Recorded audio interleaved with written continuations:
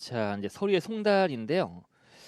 자, 송달은 뭐 우리 분야가 너무나 다양하게 많이 있어서 작년에 출제가 돼서 그렇긴 한데 어쨌든 내용 정리하고 개정도 좀 있죠. 중간에 파란 글씨가 개정인데 자, 내용을 좀 볼까요? 서류의 송달. 자, 이거는 서류 제출과 반대죠. 이제 납세자가 과세관청에 제출하는 것이 아니라 반대로 과세관청이 납세자한테 뭐 행정처분의 내용이 담긴 서류를 보내는 거를 송달이라고 부릅니다. 서류의 송달.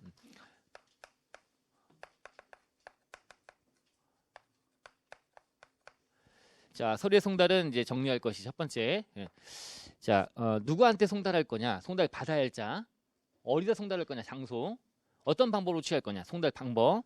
그 다음에 뭐 송달은 언제 효력이 발생하느냐까지 정리하시면 돼요. 일단 첫 번째는 이제 송달 받아야 할 자죠.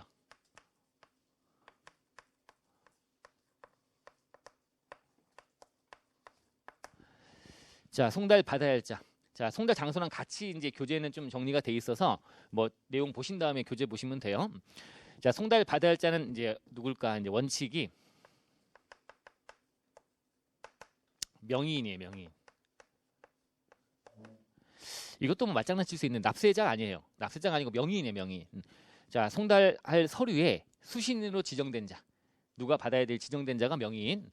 명의인에게 송달하면 된다 이거죠. 자, 그런데 명의인이 원래 송달받을 자인데 자기가 송달받기 좀 그러니까 자기 권한을 송달받을 자의 권한을 위임을 해요. 그럼 그 권한을 위임받은 자, 받은 자가 수임인, 받을 숫자 써서 그래서 명의인 또는 이제 권한 위임받은 행위를 했다면 수임인, 수임인도 들어가 있다. 명의인 또는 수임인. 자, 이때 수임인이라고 하는 거 안에는 이제 자, 나는 갑인데 을에게 권한을 위임할 거예요라고 하는 명시적인 어떤 위임도 있고요. 명시적인 위임도 있고, 자, 그냥 이런 행위를 하지 않지만 묵시적으로 위임하는 경우도 있다. 묵시적 위임 다 포함하는 거예요. 명시적 위임, 묵시적 위임, 수임인이라고 하는 거는. 그래서 이제 판례 같은 게 섞여서 만약에 시험에 나오게 되면 송달 관련해서 우리 아파트 같은데 보면 아파트 경비원들 있잖아요. 경비하는 분들.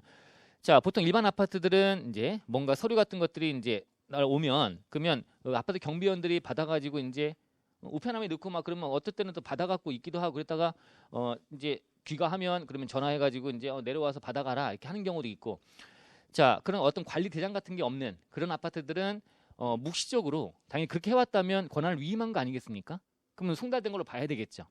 권한 위임받은 걸 묵시적으로. 근데 어떤 아파트들은 자꾸 분실 사고가 많이 발생하고 하니까 관리 대장을 만들어서 거기다가 세대별로 딱 뭐 101호, 102호 쫙 해가지고 동그라미 치라. 거기다 동그라미 친 사람 것만 내가 받아놓겠다. 그게 아닌 사람은 안 받겠다. 자꾸 막 다툼이 발생하니까 그렇게 했다면 동그라미 친 사람은 명시적으로 위임한 거죠. 이제 안 친 사람들은 위임하지 않은 거니까 그 경비원분이 받았다면 서류가 올바로 송달된 게 아닌 거예요. 동그라미 안 쳤기 때문에. 그죠? 그럼 경비원한테 갔다면 그러면 전달될 가능성이 떨어지기 때문에. 자, 그래서 어쨌든 그런 명시적으로 위임했다 또는 묵시적으로 위임했다 이런 것들이 수임인의 범위에 포함된다는 거 참고해. 그래서 그게 중요한 거 아니지만 어쨌든 판례가 혹시라도 모르니까 명시적, 묵시적 위임 이렇게 포함해서 수임인. 자, 어쨌든 명의인 또는 수임인에게 송달하면 되는 거예요. 자, 근데 예외가 있습니다. 예외의 첫 번째는 연대납세무자에 대한 송달이에요. 연대납세무자. 그 연대납세무는 좀 이따가 볼 거다 이거죠? 연대납세무. 확장이니까 내일쯤 볼 수 있겠네요. 연대납세무. 자, 연대납세무가 있는데 연대납세무자에 송달할 때는 이 안에서는 또 구분해 보면 원칙이 자꾸 원칙과 얘기를 쓰게 되네요. 원칙이 대표자에게 송달하는 거예요. 연대납세무는 수인이 공동으로 발생한 납세무에 대해서 각자가 전액을 책임지는 거다. 이게 연대납세무라고 하는 거거든요. 내용은 뒤에 보시고. 그러면 그중에 연대납세무자가 갑을 병정이 있으면 그중에 갑이 대표자다. 선임돼 있어요. 그러면 갑에게 보내면 된다는 얘기야. 한 명한테만. 연대 책임 묻는데 어쨌든 그중에 한 명한테만 보내면 된다. 대표자에게 하면 된다. 자, 근데 예외로 대표자에게 송달하면 되는 대표자가 없대요. 대표자 정하지 않았다는 얘기야. 자, 그러면 이때는 중요합니다. 징수 유리한 자예요. 갑을 병정 중에 징수가 유리한 자한테 송달하래요. 대표자한테 하는 게 맞지만 대표자가 없다면 징수 유리한 자에게 송달하는 거고. 단 이때 서류에 송달할 때 연대납세무 안에서 나중에 또 그 관련 내용으로 보시면서 얹으면 되지만 어쨌든 이게 이제 돈 내라고 하는 거, 납부 고지 또는 독촉에 관한 소리예요. 납부 고지나 독촉, 돈 내라는 고지나 독촉에 관한 소리는 이거는 각자에게 송달해야 돼. 각자. 갑을병정 모두에게 송달해야 되는 거야. 돈 내라고 되게 중요한 거기 때문에 납부 고지와 독촉에 대한 소리는 각자에게 송달한다. 이 틀을 잘 잡아놓으셔야 됩니다. 자, 그럼 연대납세자 소리 송달할 때 대표자에게 송달하는 게 원칙인데 대표자가 없다면, 대표자가 정해지지 않았다면 각자에게 송달한다. 틀린 지문. 징수 유리한 자가 빠졌죠? 응? 여기 하는 거다. 각자에게 송달한다. 틀린 지문이죠? 이렇게 말장난친단 말이에요. 그죠? 자, 또는 뭐 각자의 송달을 원칙으로 한다. 집어넣어버리면 틀린 지문 되는 거고. 대표자가 있으니까 대표자가 없다면 징수 유리한 자. 근데 납부 고지나 독촉에 대한 소리만은 각자에게 송달하는 거다라고 하는 거예요. 자, 돼 있고 두 번째. 자, 만약에 이제 상속 관련해서 상속 재산 관리인이 있대요. 그럼 이자한테 송달하면 되는 거야. 명인이 아니고 상속 재산 관리인이 있다면 자, 송달하면 되는 거고 법무법인 등등 자, 하면 되는 거고 그 다음에 또 납세 관리인이 있어요. 우리 보칙에 나오는 얘기인데 좀 이따가 납세 관리인을 선임하는 경우가 있거든요. 납세 관리인 정해져 있다면 납세 관리인에게 송달하면 된다. 이때는 또 단서가 이제 납세 관리인한테 하는 거는 납부 고지나 독촉이에요. 납부 고지나 독촉에 관한 서류의 송달은 독촉에 대한 서류는 관리인에게 하면 된다고 되어 있거든요. 법문구 정확히 표현하면 납세 관리인에게 하는 경우는 납부 고지나 독촉. 그냥 상속재산 관리인은 있으면 이자한테 하면 된다. 이자의 주소나 영업소 등에 하면 된다고 되어 있고. 자, 여기 하나 예외적인 사항이고요. 세 번째. 명의인에게 송달하려고 했더니 명의인이 체포되어 있거나 체포 또는 구속되어 있고 유치장에 유치되어 있고 막 이렇게 체포나 구속 유치 체포되어 있다든가 또는 구속되어 있다든가 또는 유치되고 있다 이거죠. 이렇게 이런 등이 있다면 이때는 자, 경찰 관서회장 또는 교도소면 교정시설이라고 하죠. 교정시설의 장에게 송달하면 된다고 돼 있어요. 이렇게 하면 된다. 이런 것들이 어떤 예외다라고 보시면 됩니다. 자, 송달 받아야 자는 원칙은 명의인 또는 권한 위임받은 수임인 있다면 수임인. 근데 연연납세무자에게 할 때는 이렇게 또 이렇게 있다면 이자한테 송달하면 된다. 감옥 가 있거나 경찰서에 잡혀 있다면 경찰관서회장, 교정서장 이렇게 돼 있다. 이렇게 정리하시면 되고요. 예외적인 사항들. 자, 두 번째. 누구한테 할 거냐 봤으면 이제 송달 장소. 어디다가 송달하면 되느냐 이거죠. 자, 송달 장소는 원칙이 또 자, 송달 받아야 할 자의 명의인 등의 주소나 거소나 영업소나 사무소나 이렇게 주거영사 명의인 등의 주거영사에다 송달하면 된대요. 장소가. 자, 근데 또 예외로 법에서는 여기 중에 하나 하면 되는데 근데 나는 여기로 해주세요라고 이제 신고시 여기로 해주세요. 난 주로 여기 있으니까 나는 사무실로 있으니까 사무실로 해주세요. 이렇게 신고시는 신고된 장소 여기다 송달하면 된대요. 신고된 장소. 자, 여기 이제 특례 하나가 등장했는데 최근에 자, 특례로 자, 주소지로 신고한 거야. 자기 집으로. 난 집으로 해주세요라고 한 거야. 집으로. 사무실로 하지 말고 집으로 해주세요라고 신고한 거야. 주소 신고한 자가 있는데 근데 집은 자꾸 이사 가는 경우가 많이 발생하잖아요. 그죠? 자, 그래서 신고하면서 자기는 이제 주소 이전 집을 이사 가게 되면 그럼 송달 받아야 할 장소가 변경되는 거니까 같이 변경되는 거예요? 라고 동의를 한 거야. 그래서 신고하면서 플러스 얘가 동의한 겁니다. 동의가 있다면 주소 이전 시 자기 송달받을 장소가 변경되는 걸로 동의한다면 바뀐 주소로 보내주는 걸로 하는 거죠. 이제 동의를 했다면 이런 경우라면 전입신고 이사 갔다 하면 전입신고 하잖아요. 전입신고를 그렇죠? 이 납세지 변경신고 송달 장소에 대한 변경신고 장소에 대한 변경신고 신고로 본다 이렇게 들어간 거야. 전입신고하는 것 자체를 변경신고로 본다는 거죠. 이사 가면 전입신고하는 거를 변경신고로 본다. 동의가 있다면 여기 하나 들어온 걸로 보시면 되고요. 이게 송달 받아야 할 자, 송달 장소 두 가지. 일단 출발. 그 이걸 만족한 상태가 돼야 되고 거기다가 이제 송달 방법도 만족해야 되겠죠. 어떤 방법으로 할 거냐라고 하는 거. 세 번째가 송달 방법. 송달할 때 송달 방법은 어떻게 할 거냐. 자, 네 가지가 존재해요. 첫 번째는 교부 송달이 있어요. 건네주는 거죠. 세무공무원이 가서 건네주는 교부 송달. 자, 두 번째는 우편 송달이 있어요. 주로 아직까지 많이 쓰는 게 우편 송달이죠. 일반적으로 우편 보내는 거죠. 자, 세 번째는 이제 신청하는 경우에 한해서 하는 건데 전자 송달이에요. 메일 보내거나 등등 하는 것들이죠. 전자적인 방법으로 하는 거다. 마지막이 이제 이 세 가지가 모두 안 될 때 하는 방법인데 어쩔 수 없이 송달이라는 절차는 되게 중요하거든요. 서류의 송달이 어떤 형식을 갖추는 송달이라는 절차가 유효하지 않으면 절차를 만족하지 못한 거니까 그 부가 처분이 취소가 돼 버립니다. 되게 민감하고 중요한 거예요. 그러면 이제 절차를 취하려고 했는데 이 세 가지 방법이 다 안 되는 거야. 그러면 어쨌든 형식은 취해야 되는 거니까 마지막에 마지못해서 그냥 하는 거야. 공시 송달이라는 거예요. 그냥 관보나 일간신문 등에 게재하고 막 이런 거 시공구 게시판에다가 막 하는 거. 누가 그걸 확인해 보겠습니까? 그럼 관보 안 보잖아요, 누구도. 일간신문도 요즘 보지 않죠, 거의. 그죠? 시공구 게시판에 가본 적도 없단 말이에요. 그죠? 그래서 그런 걸로 하는 거예요. 어쨌든 형식은 취하는 거다. 공시 송달. 공시하는 방법의 송달이다. 네 가지로 나누고 있고요. 각각 보시는 거예요, 이제. 자, 그럼 먼저 교부 송달에 관련해서 자, 교부 송달이 만족을 얻으려면 유효하게 되려면 이제 송달 장소를 만족해야 되고요. 송달 장소에 가서 송달 받아할자에게 이제 건네줘야지만 되는 거야. 송달 장소에서 송달 받아할자에게 건네주는 거 둘 다 만족을 했을 때 당연히 얘가 유효하다라고 하는 거죠. 이게 유효한 거야. 엔드로 만족해야 돼. 송달 장소 플러스 송달 받아할자를 만족을 해야지만 교부 송달이 유효하다. 원칙은 그런데 예외적으로 결과적으로 보시면 둘 중에 하나 만족하면 돼. 일반적으로. 자, 송달 장소는 만족을 못했어요. 장소 외의 장소에서 송달 받아할자를 만족해서 건네준 거야. 그랬더니 얘가 이제 거부하지 않았네. 자, 그럼 이것도 유효하다 이거죠.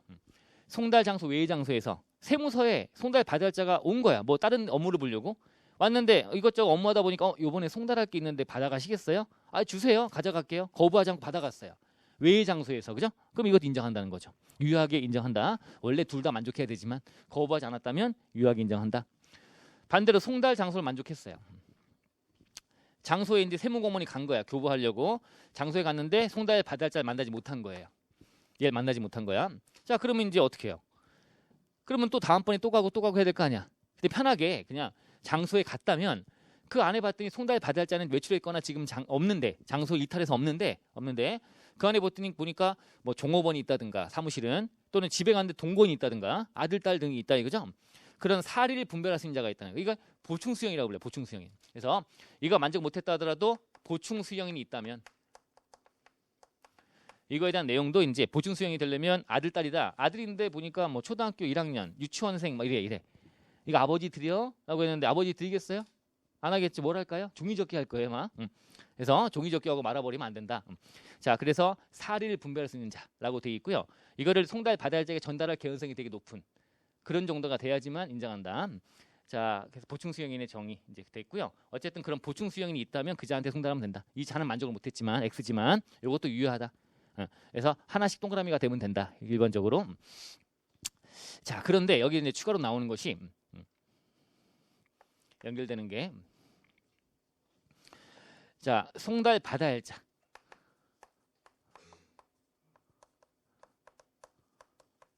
분명히 집안에 있어요. 받아할자가.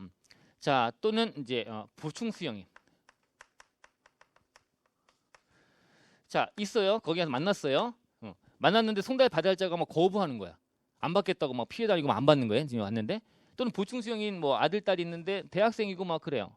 그러면 이제 탈이 분별할 수 있는 거잖아요. 주려고 했더니 아버지가 뭐 이런 서류 같은 거는 날라오면 절대 받지 말라고 했다. 막 거부하고 안 받는 거야. 그럼 어떻게 해요? 그래도 한번 갔으면 주고 오는 게 맞잖아요. 그죠? 그래서 송달 받아할자 또는 보충 수용인이 얘가 정당한 사유 없이 자, 수령을 거부했대요. 자, 이런 경우라면 이때는 간 김에 그냥 거기다가 놓고 오면 되지 뭐. 얘가 거부한다면 놓고 오면 돼. 이게 유치송달이라고 부르요. 유치송달. 이때는 유치송달할 수 있다. 유치송달. 자, 가능하다. 자, 유치송달은 일단 요건을 만족해야 돼요. 얘가 거부한다고 그래서 그 다음 날 거 갖고 아무도 없을 때 몰래 이제 거기다가 아파트 거기다가 뭐 밀어넣는다든가 사무실 밀어넣는다 이거 하면 안 되는 거야. 자, 유치송달은 수령 거부하면 즉시 하는 거야. 즉시. 이게 판례 입장이거든요. 우리 세무사 시험은 판례가 잘 물어본다. 다툼 있으면 판례 따른다고 출제가 많이 되는 편이고, 어쨌든 수령 거부 즉시 판례 입장에 수령 거부한 즉시. 자, 플러스 수령 거부한 자 인지하에 나 여기다가 놓고 갑니다. 그래서 인지시키고 수령 거부자 인지하에 플러스 그래도 송달 장소를 만족해야 되겠죠. 장소에다가 유치 두고 나오는 거예요. 이게 인정이 된다. 수령 거부자의 수령 거부 즉시 그 자의 인지하에 송달 장소에다가 두고 나오는 게 유치 송달이다. 아셨죠? 밀어넣고 나오면 되는 거예요. 이렇게라도 해서 한번 갔으면 매듭 짓고 와라 이거죠. 다음 날 가면 안 되는 거예요. 수령 거부 즉시. 요게 유치송달, 요게 하나 얹어서 나올 수가 있는 얘기다. 이렇게 정리하시면 되는 교부송달이에요. 둘 다 만족해라. 근데 거부하지 않으면 송달 장소 외의 장소에서 또는 장소에 갔는데 얘를 만나지 못했거나 등등 안 하면 보충 수령인. 근데 이자나 보충 수령인이 거부한다면 정당한 사유 없이 거부한다면 두고 나오면 된다. 이렇게 틀 잡으시면 돼요. 자, 그다음에 우편송달. 자, 우편송달은 원칙 우편으로 보내는 경우는 원칙 우편은 두 가지가 있거든요. 통상우편이 있고, 자 또는 등기우편. 근데 이 비용이 좀 들죠. 등기우편은 확실하게 이제 이게 송달됐는지를 확인할 수 있는 거죠.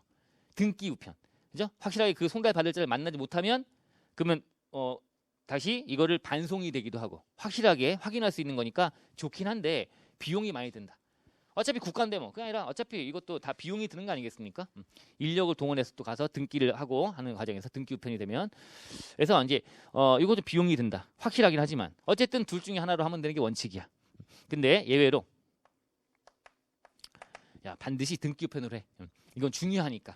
이건 자칫하면 송달이 안 돼 버리면 되게 중요한 거니까. 자, 납부 고지 또는 독촉, 돈 내라고 하는 거, 납부 고지나 독촉. 또는 강제징수 들어가요 이런 거죠. 압류하고 이런 것들 강제징수. 자, 또는 정부 명령, 정부에서 뭐 하라고 하는 명령, 이런 등의 네 가지 서류. 요 고지나 독촉, 그 다음에 강제징수 이런 등등 이런 서류의 송달은 이거는 반드시 뭘로 해라? 등기우편만 인정한대요. 중요하니까 등기우편만 하라 이거죠. 일반 통상우편 안 되는 거야. 만 가능. 중요하니까 예외로. 고지나 독촉, 강제징수, 정부의 명령 관련 서류는 등기우편으로만 한다. 우편 송달할 때는. 자, 그런데 여기 또 자꾸 예외가 또 예외를 놨네요. 자, 이거는 일단 비용이 많이 든다는 단점이 있잖아요. 등기우편은. 근데 이때 고지 중에 봤더니 이게 이제 부가가시세. 요거 예정고지라든가 직전기의 반만큼 예정고지라든가. 자, 소득세 따지면 소득세는 중간에 미리 내는 중간연합고지 있죠? 날라오는 거야. 부가세 직전계 반, 소득세도 직전 연도에 냈던 금액의 반만큼이 중간연합 고지로 날라오잖아요. 자, 이런 중간연합이나 예정고지는 일단 날라오면 미리 냈다가 나중에 확정 신고를 하거나 또는 뭐 정규 신고 등을 하는 과정에서 그때 기납부로 빠질 것들 아닙니까? 미리 내고 나중에 빼는 구조 아니야? 이게 자칫 못 받아갖고 이제 안 내고 나서 나중에 어차피 빠지는 거니까 어차피. 결과적으로는 이거에 대해서는 송달을 제대로 못 받았다더라도 크게 불이익이 가해지는 게 아니다. 일반적으로 매번 매 과세 기간마다 발생하는 것들이고 빈번하게 발생하는 거기도 하고 이런 것들이다. 그래서 이런 것들이 금액이 50만 원 미만이면 그때는 통상우편도 할 수 있다.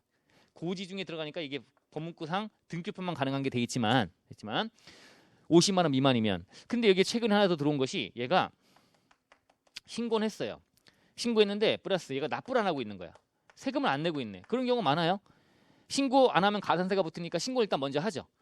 근데 납부는 못해. 돈이 없으니까. 그럼 자꾸 이제 미루고 납부 안 하고 있다.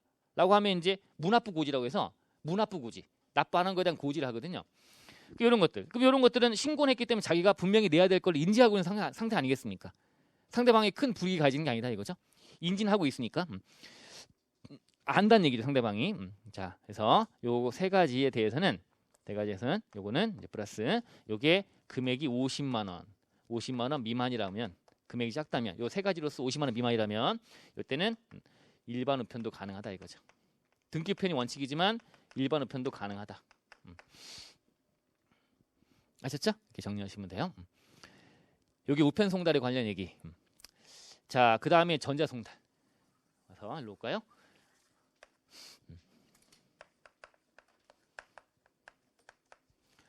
자, 요거 좀 볼 게 있는데 일단은 뭐 전자 송달은 아까 얘기했지만 얘는 자, 송달 받을자가 신청 시에만 신청했을 때만 하는 거예요. 신청 없으면 안 되는 거야. 나 전자 송달 할래요? 받을래요? 메일 같은 거 주고받는 걸로 할래요? 라고 신청을 해야지만 된다. 신청 시만. 자, 근데 또 전자 송달 하려고 했더니 얘가 자, 정보통신 홈택스 전자 송달이 안 되는 거야. 통신망에 장애가 있는 거예요. 장애가 있어서 못하게 됐네. 전자 송달을.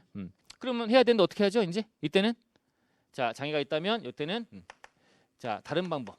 교부나 우편 송달을 취하래요. 뭐가 중요하겠어? 말장난에서. 장애가 있어서 전자 송달 못하면 공시 송달한다. 그럼 틀린 지문 되는 거예요. 그죠? 요 다른 방법을 취하는 거야. 요거 신청한 자가 있으면 얘한테 해야 되는데 그게 장애가 있어서 못한다면 이거 아니면 요거 하는 거야. 그래서 이 공시 송달은 얘 셋 다 안 될 때만 하는 게 공시 송달이기 때문에 얘가 이런 얘가 안 된다 그래서 얘 바로 가는 것이 아니라 얘 안 되면 이 방법도 있기 때문에 이걸 취하는 거예요. 아시겠죠?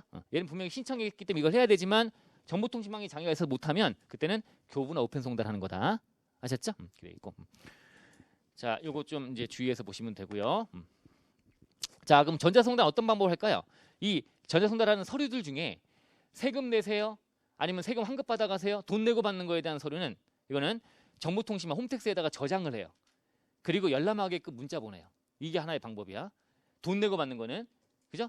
고지라든가 아니면 환급금 송금 통지서라고 하는 돈 받아가세요, 환급 받아가세요라는 통지서 이런 것들에 대해서는 전자 송달할 때 어떻게 한다고요? 홈택스에 저장한 다음에 열람하게 한다는 거죠. 보게끔 홈택스 들어와서 확인해 보세요라고 한다는 얘기야. 그 방법이고 그 외에 뭐 신고 안내문이라든가 따면 나머지 서류들은 그냥 메일 보내면 되는 거야. 메일. 이메일 보내면 되는 거예요. 그럼 메일 확인해 보겠지 뭐. 그죠? 메일만 보내면 된다. 나머지는 그게 중요한 게 아니기 때문에 돈 내고 받는 게 중요한 거니까 그건 확실하게 열람하세요라고 문자도 보내고 등등 해야 되지만 그 외에는 메일만 보내고 끝. 아셨죠? 자, 교재 가볼까요? 424페이지 하단에 전자송달 나오고요.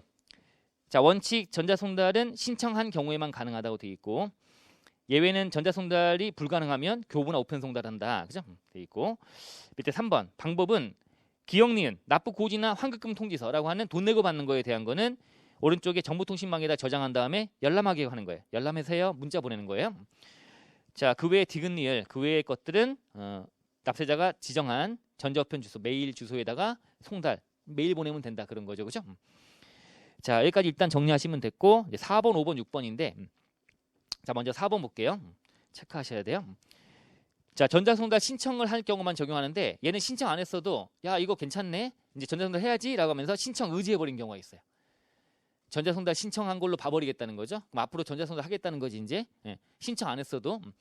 자, 봤더니 얘가 지금 어떤 서류냐면 첫째 줄 끝에 소득세에 대한 중간연합이라든가 부가세 예정고지 또는 간이과세자 예정 부가고지라고 하는 거 이런 것들은 직전계 반만큼을 하는 거니까 어차피 세무서는 바로 알잖아요. 아니까 홈택스에다가 저장부터 해요. 신청 없어도 무조건 다 저장해. 그래서 공인인증 가지고 홈택스 들어가서 회원 가입한 다음에 거기 자기 걸라고 해서 들어가면 다 확인할 수 있게끔 해줘요. 신청 안 했어도 무조건 홈택스에다가 정보를 제공하는 거야. 이렇게 제공했는데 송달을 딱 해야 되는데 송달을 하기 전에 이런 중간연합이라든지 예정고지 이런 것들에 대해서 들어가서 이것저것 보다 보니까 내가 낼 게 있네? 라고 해서 내버린 거야 얘가. 송달 받기도 전인데 일단 있으니까 성질이 급한가 봐요. 내버렸어. 그래서 어떤 방식? 신용카드로 결제하든가 아니면 계좌이체 방식으로 한다든가 이런 식으로 내버린 거예요. 자, 냈는데 예전에 이제 판례가 나오고 했던 사항이 그러면 냈어요. 냈으니까 세무사가 확인해 볼 때 납부가 돼버렸으니 송달을 안 하겠죠. 어차피 냈으니까 송달 안 했어. 안 하고 나서 나중에 보니까 얘가 자기가 내놓고 나는 받은 서류가 없다. 난 신청한 적도 없는데 그 냈던 세금 돌려줘 라고 다툼이 발생한 거야. 난 낼 거 아니었는데 냈다. 나 돈이 부족한데 지금 모르고 했다. 지금 갑자기 내고 나니까 돈이 좀 급하게 됐는지 이래서 다툼이 발생해서 하니까 대법원에서는 문헌적으로 요게 신청 의제가 없었던 시절에 이거는 당연히 신청하지 않았는데 신청을 요건으로 하는데 신청도 없었는데 한 거니까 이거는 송달을 안 했기 때문에 유효한 부가처분이 아니다. 이런 식으로 해서 깨지게 된 거야. 그래서 규정을 부적으로 만든 거죠. 이런 상황이 됐다면 신청한 걸 의제해버리겠다. 그럼 이 서류의 송달은 유효하다 이거죠. 그러니까 납부된 거는 유효하게 흘러간 거다. 그러니까 돌려달라고 하지 말라는 얘기야. 세금을 냈던 거를 전자송달 신청한 걸로 봐버리기 때문에. 자, 읽어보시면 납부고지 송달하기 전에 납세자가 정보통신망을 통해서 홈택스에 들어와 가지고 미리미리 반납금 고지가 돼 있는 요걸 확인한 다음에 계좌이체거나 신용카드 등의 방법으로 납부까지 해버렸다면 신청한 걸로 봄. 아셨죠? 자, 오른쪽에 5번은 이제 송달 신청했어요. 전자송달을. 근데 난 이제 안 하겠대. 전자적인 방법으로 나 메일 확인하고 이런 것도 싫고 별로 이제 그러니까 안 하겠다. 철회 신청이 있어요. 철회 신청. 그냥 읽어보시면 되는 거야. 이거는 철회 신청. 그냥 철회하겠다. 이제 뭐 하겠다? 교부나 오픈 송달 받겠다. 전자송달 안 하겠다. 철회. 자, 철회는 일단 볼 것이 셋째 줄에 자, 철회 신청을 하면 그러면 30일은 지나야지만 다시 신청할 수 있대요. 다시 전자송달 또 하겠다. 마음 바뀐 거죠?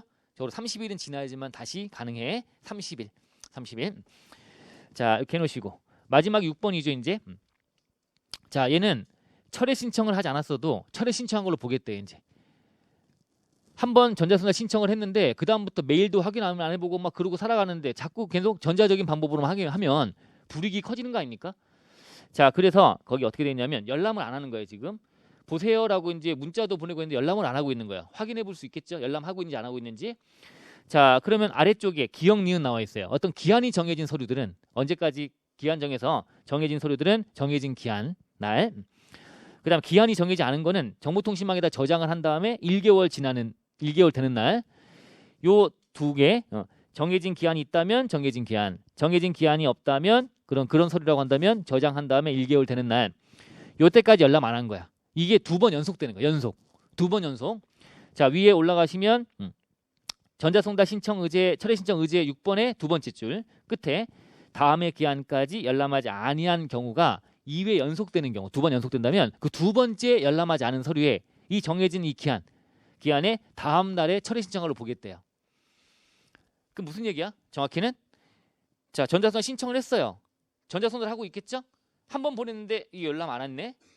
두 번째 보내 열람 안 했네.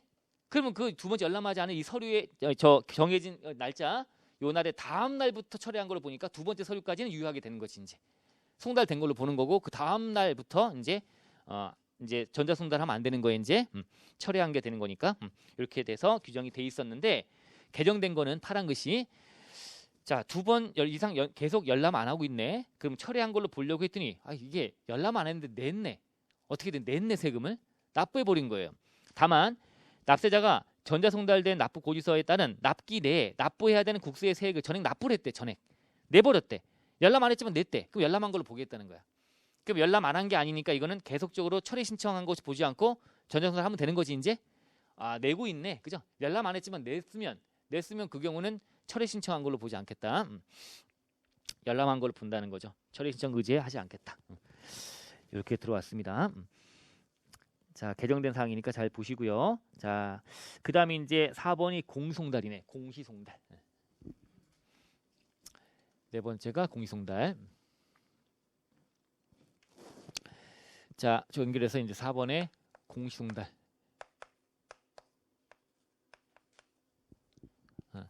얘는 일단 뭐가 중요하냐면 저기 송달의 방법 중에 1번, 2번, 3번 다 안 됐을 때 여기 불능시 1번, 2번, 3번 방법이 안 될 때 교부나 우편 전자송달 안 됐을 때 그때만 하는 거다. 공송달은. 그래서 아까 요거 3번이 안 되면 1, 2번 있지 않느냐 이게 되는 것이고 셋 다 불능시 이때 적용하는 거다. 자, 이게 안 되는 경우로서 이제 플러스 사유가 있어요. 사유를 정해놓고 있어요. 공송한 사유, 공시송달은 사유. 일단 첫 번째가 사유가 일단 1번.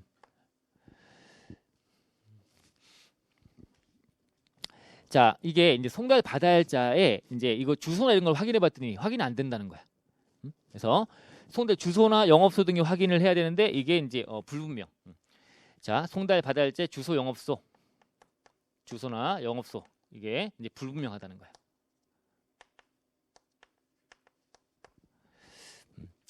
주소나 영업소 확인 안 된다는 거야. 그럼 어떻게 할 수 없죠.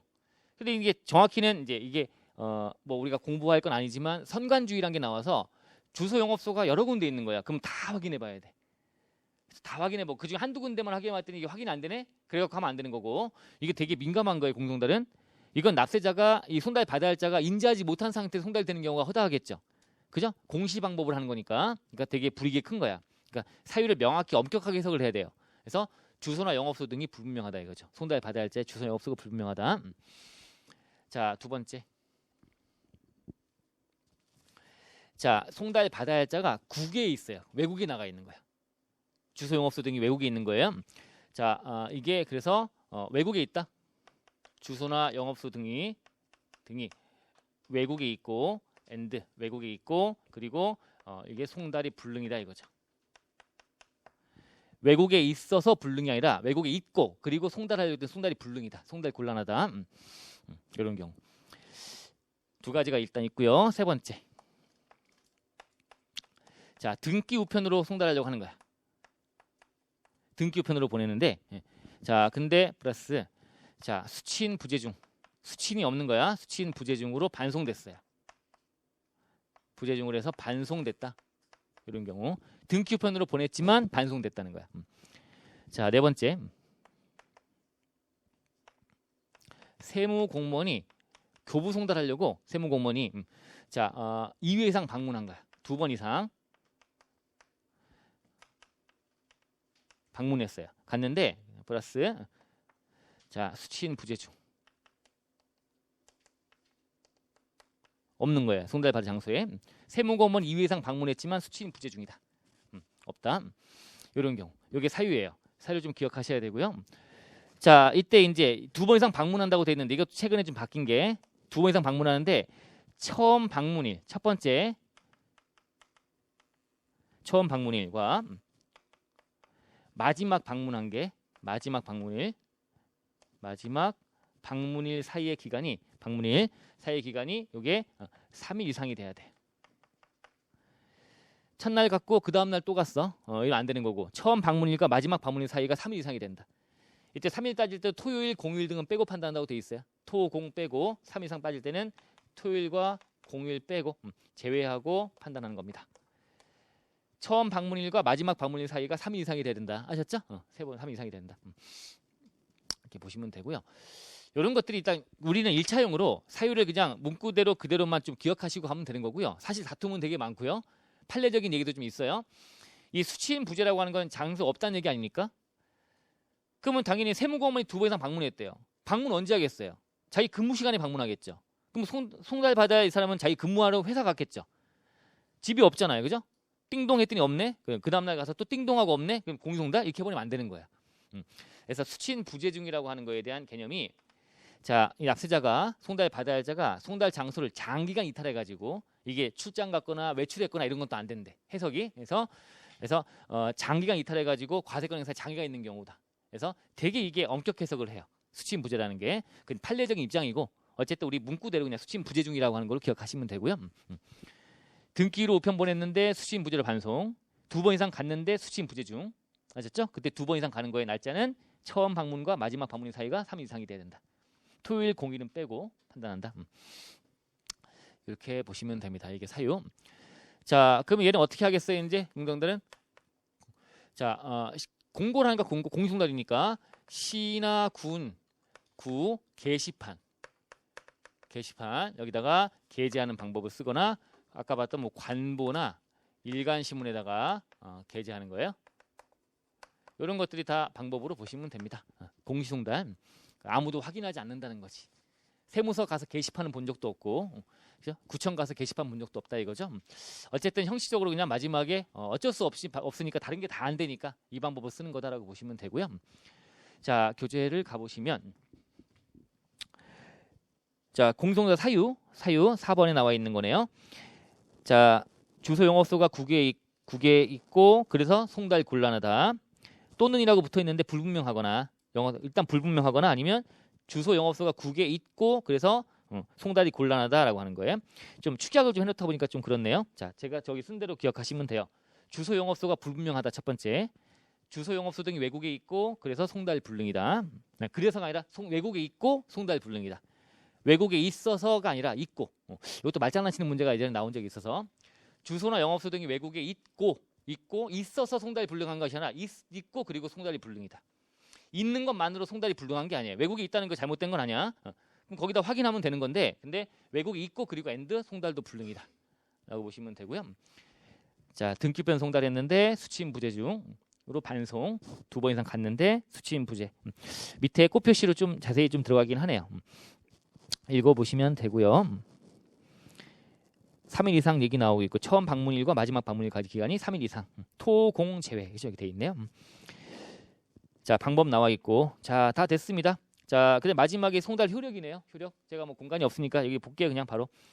자, 이 교부 송달이나 우편 송달 이런 것들. 자, 이런 것들은 언제가 송달된 걸로 봐야 돼요. 효력 발생 시기. 아까 이거는 서류의 제출은 언제였죠? 아까 발신주였나? 서류 제출은 우편으로 하게 되면 여기 특히 우편 송달이 되겠죠. 교부 송달이야 가서 건네주는 거니까 당연히 건네주면 바로 도달되겠죠. 건네주는 거니까. 또 우편으로 보내는 것도 언제까지? 언제로 보기다? 도달주의. 발신주의 특례가 아니니까 도달주의. 우편으로 보내면 도달주의. 도달주의. 전자송달은요? 입력된 때 또는 저장된 때. 홈택스에 저장을 열람하게 하면 저장 바로 하자마자 열람하게끔 하는 거니까 저장된 때. 메일 보내면 입력된 때. 입력된 때, 저장된 때. 전자송달은 메일 보내거나 홈택스에 저장을 열람하게 하는 거니까 저장된 때, 입력된 때로 기억하시면 되고. 얘가 이제 공시방법을 하는 거니까 얘는 공고일로부터 14일 지나면 말미를 주는 겁니다. 14일 정도 말미 바로 하지 않고 공고일로부터 14일 지나면 효력이 발생하는 거다. 자, 아셨죠? 그래서 공송달은 서류의 주요 내용을 공고한 날부터 14일 지난 때. 교부나 우편송달은 도달주의. 근데 다만 밑에 꽃표시 전자송달의 경우는 지정한 우편 주소에 입력된 때 또는 정보통신망이 저장된 때, 입력된 때, 저장된 때. 전자신고는요. 아까 언제였죠? 전자신고는 구세청장에게 전송된 때, 저장된 때가 아니라 전송된 때. 자, 그거 좀 구분하세요. 자, 됐습니다. 문제 풀어 보실까요?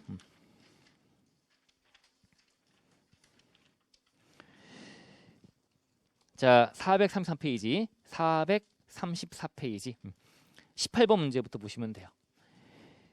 연대납세무자에게 서류를 송달하는 경우에는 대표자를 명의인으로 하여 송달하는 것이 원칙이나 대표자, 납부 고지나 독촉이라는 서류는 연대납세무자 중에 국세를 징수하기 유리한 자에게 송달해야 된다? 그래요?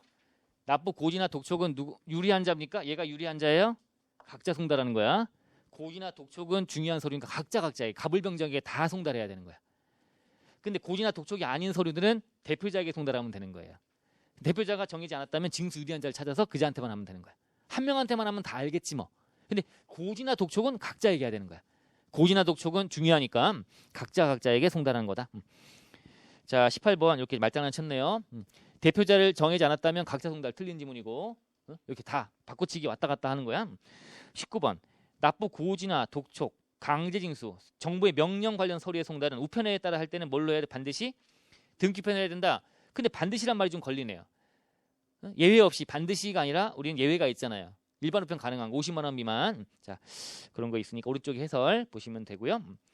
자, 20번 송달을 받아야 할 자의 사용인 또는 동거인이 송달 받기를 거부하지 아니하면 원칙적인 송달 장소 이외의 다른 장소에서 서류를 교부 송달한 경우에도 효력은 유효하다. 그런가요?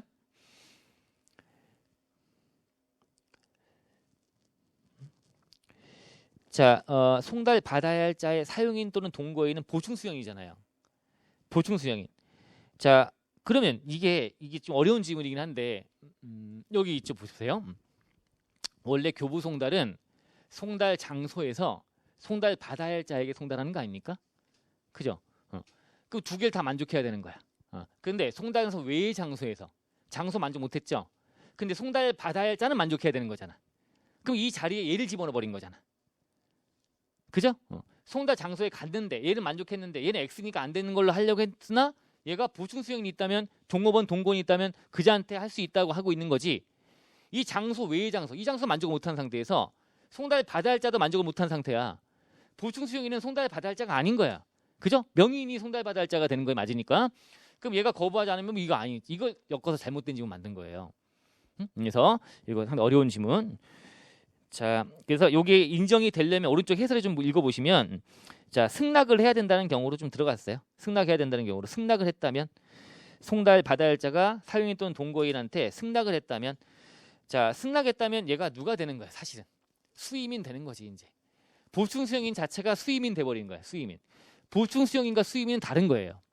수임인은 권한을 위임받는 행위를 해야지만 되는 거고 종업원 동거인은 아무래도 집에 같이 있고 사무실에 같이 있는 종업원 등이니까 그죠? 그자한테 주면 되겠지. 해서 보충적으로 허용하는 수령인 되는 거 보충하는 거지 수임인은 아닌 거야. 근데 수임인 지위가 돼버리면 되죠. 이제 송달 받을자 명의인과 동급인 수임인 돼버리면 되는 거니까 얘가 승낙을 했다면 그땐 된다고 이렇게 해석하고 있는 거예요. 상당히 어려운 질문이에요 이게. 자 21번 가보시면 서류를 송달 받아야 할 사람이 경찰서 뭐 교도소에 가 있다 이거죠. 체포 구속 유치 확인되는 경우에는 아 근데 공송달을 왜 해 그죠? 이러면 경찰 관서의 장, 교정소의 장에다가 송달하면 되는 거지 공시 방법으로 할 거 아닌 거죠, 그죠? 잘못된 지문으로 엮었네요. 22번 공송달의 경우에는 해당 서류의 주요 내용을 공고한 날부터 14일 지나면 효력이 발생한다, 그죠? 맞고요. 23번 납부 고지서, 독촉장 및 국세 환급금 통지서 등을 전자송달하는 경우에는 납세자로 하여금 정보통신망에 저장한 다음에 열람하게 할 수 있게 해야 된다. 틀렸는데 뭐 때문에 틀렸지? 이것도 외워야 되는 건가? 고지서와 환급금 통지서만 되는 거예요. 독촉장은 아니야 이게. 독촉장은 아닌 걸로 돼 있어요. 자, 그래서 문구상으로 그대로 이제 그러니까 이런 게 어려운 거지 이제. 국기법이 만만하지 않아요. 자, 무난하게 나오는 해도 있지만 지문 등에 약간 좀 헷갈리게 하기도 하고. 그러니까 지금 정리된 내용들은 다 외우려고 꼼꼼하게 하셔야지만 된다. 납부 고지와 환급금 통지서만 그런 거다. 독촉장은 아니다. 24번 납부 고지서가 송달되기 전에 납세자가 정보통신망을 통해서 중간연합이나 예정고지나 이런 것들에 확인해서 계좌이체나 신용카드 등의 방법으로 전액 납부해버렸다면 그럼 납부한 시점에 송달을 신청한 걸로 의제한다? 맞죠? 그죠? 신청 의제. 내버렸네. 자, 그러면 너는 전자송달 하면 되겠구나. 이게 되는 거죠? 25번. 전자송달은 납세자가 신청한 경우에만 적용하는 것이 원칙이나 부득이한 사정이 있는 경우에는 신청이 없이 전자송달의 방법에 의한 송달한 서류도 효력을 가진다? 돼요? 전자송달은 신청한 경우에만 적용하는 것이죠. 부득이한 사유가 있어가지고 신청 없이도 전자송달하면 안 돼. 신청에 한해서만 되는 거예요. 아셨죠? 신청 한해서만. 근데 예외적으로 이제 신청 의제라고 하는 제도가 나와서 신청 안 했어도 보는 경우는 있으나 원칙적으로는 다 신청한 경우에만 적용하는 거니까 잘못된 지문이고요. 26번 납세자에게 정보통신망에 접속해서 열람할 수 있도록 했음에도 불구하고 납세자가 송달된 서류를 법소용 기간까지 열람하지 아니한 경우가 3회 연속이 아니라 2회 연속이죠. 2회 연속? 좀 쉽네. 자, 3회 연속은 아니다. 자, 두 번째 열람하지만 두 번 연속이면 그 두 번째 열람하지 않은 서류에 대해서 정해진 어떤 기한이 정해졌다면 기한, 정해지지 않았다면 저장된 때부터 1개월 되는 날, 그죠? 그때까지 열람하지 않으면 그 다음 날에 처리한 걸로 본다. 다 이것저것 맞는데 3회가 2회 두 번째로 바꾸면 되겠죠. 그죠? 그럼 맞는 지문 되는 건데. 자, 그런데 이것도 이제 정확히 한다면 이제 또 오른쪽 에 해설 보시면 하단에 시행령 바뀌어서 이제 올라간 담안해 갖고 철회한 걸로 보지 않는 게 들어가 있으니까 그것도 좀 넣어서 같이 해서 보시면 돼요. 그러니까 26번의 지문을 2회로 바꿔치기 해서 단정 짓는 것처럼 표현돼도 잘못된 거야. 이제 열람 2번 이상 안 했다 하더라도 얘가 세금을 납부를 전액 해버렸다면 철회 신청한 걸로 보지 않는 게 또 들어와 버렸잖아, 그죠? 자, 예외적인 사항이 또 들어왔다 보니까 문구를 또 자 강제적으로 26번의 내용을 2번으로 바꿔서 그냥 무조건 있게 되는 걸로만 본다면 틀린 지문 되는 거예요. 이제 예외가 생겼으니까 오른쪽에 하단 해설에 파란 글씨가 생겼으니까. 자, 그리고 보시면 27번 우편에 의한 송달의 경우에는 우편물이 보통에 도달했을 때 도달한 걸로 추정한다. 우편 송달은 언제예요? 도달주의. 자, 도달주의고 도달을 해야지만 되는 거지 도달할 수 있었을 것 같다라고 추정하고 하는 규정은 없어요. 추정 규정 있으면 제가 말씀드렸겠죠? 없어요. 도달주의입니다. 우편 송달, 교부 송달 다 도달주의. 전자 송달은 입력된 때 저장된 때. 공유 송달은 14일 지나면 그죠? 이렇게 되는 걸로 딱 규정을 두고 있는 거지. 자, 전자적 우편 따른 송달은 보통 한 배송일 수 따지면 이 정도면 갖겠는데 이렇게 따지는 거 없어요. 도달까지 확실하게 돼야지만 된다. 여기까지 보시면 됐습니다. 자, 됐고 다시 내용 앞으로 가서 국기법이 그렇죠? 내용이 잡다한 게 막 이것저것 막 튀어나오잖아. 연결되는 흐름이 없고 국진법은 들어보시면 흐름이 쫙 있으니까 좀 편해요. 흐름이 쫙 전개되는 거니까 이때 고지, 독촉, 압류, 매각, 청산 과정 들어가는 거니까 국기법은 막 이것저것 많아요. 자, 지금 보실 게 또 425페이지 가시면 법인화인 단체. 여기 인격이란 주제인데 법인화인 단체.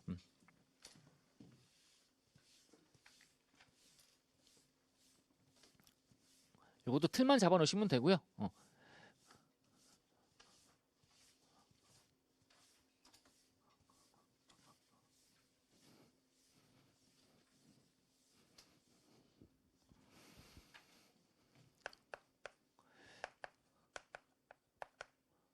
법인이 아닌 단체. 자, 국기법 규정에 나온 단체 얘기인데 그런데 이게 소득세법과 연결돼서 이제 여러 가지 이제 종합적인 내용을 정리할 필요가 있어요. 자, 일단 얘는 이제 우리가 인격이란 주제로 정리하는데 인격이라고 불러요. 인격이란 말은 법에서 얘기할 때 권리 의무의 주체가 될 수 있는 자격이라고 불러요. 그게 이제 사람들은 태어나면 자연스럽게 인격을 부여받죠. 근데 법인은 인격을 부여받는 절차가 법인격이라고 부르면서 설립 등기를 해야지만 되는 거야. 그래서 이제 해보면 자, 이제 경제 주체들은 법인과 개인 나눌 수가 있는데 자, 법인들은 이제 설립 등기를 함과 동시에 등기를 하면 이걸로 법으로 인격을 부여받습니다. 법인격. 자, 그래서 이제 인격을 부여받게 되면 그 자체로 이제 권리 의무 주체가 되는 거야. 그럼 당연히 권리라고 하는 거는 소득이 될 거야, 이제 일반적으로. 그럼 의무가 발생한 납세 의무가 발생하는 거죠, 이제. 그죠? 그래서 법인격을 부여받은 법인들은 얘는 자, 이제 소득이 발생하면 이제 어떤 세금 내면 돼요? 소득에 대해서 법인세 세부담을 지면 되는 거야. 권리 주체가 됐고 그에 대한 의무로 법인세 부담을 지면 되는 게 법인이야. 근데 법인은 법인격 부여받는 게 설립 등기예요. 등기를 해야지만 법인격 부여받는다. 자, 근데 이제 개인들은 태어나죠, 이제 출생을 하게 되면 이걸로 자연적 인격을 보여. 자연적으로 인격을 부여받게 돼요. 태어나자마자 자연인이라고 부르죠. 그럼 개인들이 이제 뭔가 소득 돈벌이에서 권리가 발생했네요. 태어나자마자부터 소득이 발생할 수 있습니다, 그죠? 자, 자연적으로 인격을 부여받아 소득이 발생했다면 그러면 이거에 대해서 소득세 부담을 지면 되겠지. 우리는 납세금을 지우는 게 지금 목적이니까 법인세든 소득세든 법인이면 법인세, 개인이면 소득세 부담을 진다 이렇게 하면 돼. 근데 이제 이 사이에 끼는 이렇게 딱 틀 잡으면 되는데 이 사이에 끼는 이제 미등기 단체.